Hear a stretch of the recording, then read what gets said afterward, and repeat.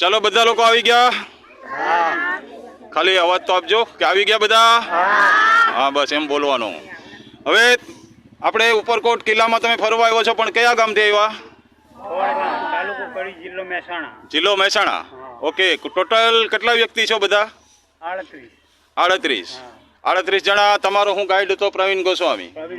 હા, તો પેલા દરવાજા ભાણે જે ખોલ્યા ત્યાંથી મેં તમને બતાવવાનું સ્ટાર્ટ કર્યું હતું બેનો, અને ત્યાંથી બતાવતા બતાવતા પછી પથ્થરની ખાઈ કેટલા ફૂટ ઊંડી બધું કીધું. ત્યાંથી આપણે આગળ ગયા અને ત્યાંથી ગયા નીલમ અને માણેક તોપ. તમે જોઈ? એ તોપ જોયા પછી આપણે ગયા રાણક દેવીના ભોયરા, એ તાળા મારેલા હતા, એ બતાવ્યું હતું બેનો. એ પછી ત્યાંથી ગયા આપણે ઉપરનો માળ, જ્યાં 2 દીકરાઓને વધેરી દીધા હતા, જે રાણક દેવીના માંડવા લગ્ન કર્યા, એ બધી જગ્યા જોઈએ બેનો. ત્યાંથી પછી આપણે સીધા દેખાય ગિરનારના દર્શન, જે આવી રીતે 40 કિલોમીટરમાં એનું રૂપ છે સૂતેલું, આંખ કાન નાક બધું જોયું હતું બેનો.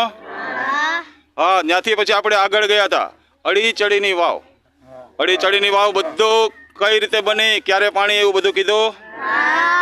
હવે એ પછી આપણે આવ્યા નવઘણ કૂવો. આ અત્યારે નવઘણ કૂવો સામે દેખાય છે. એ નવઘણ કૂવો ક્યારે બન્યો, કઈ સાલમાં, આ બધું સમજાયું તમને? હવે ત્યાંથી આપણે આવ્યા અનાજના કોઠા.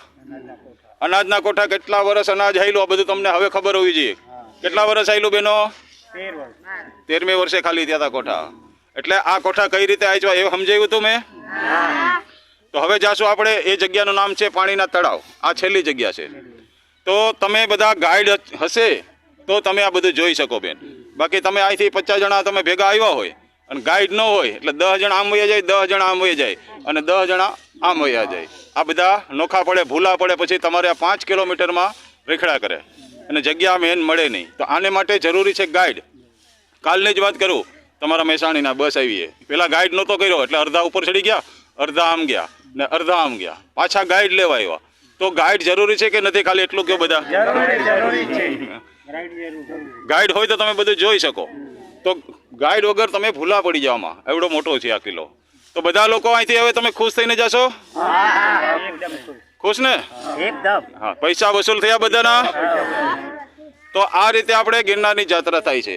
તો હવે ખાલી એકવાર બોલવાનું છે, ગિરનારી મહારાજ કે જય. થેન્ક યુ, બધાનો આભાર.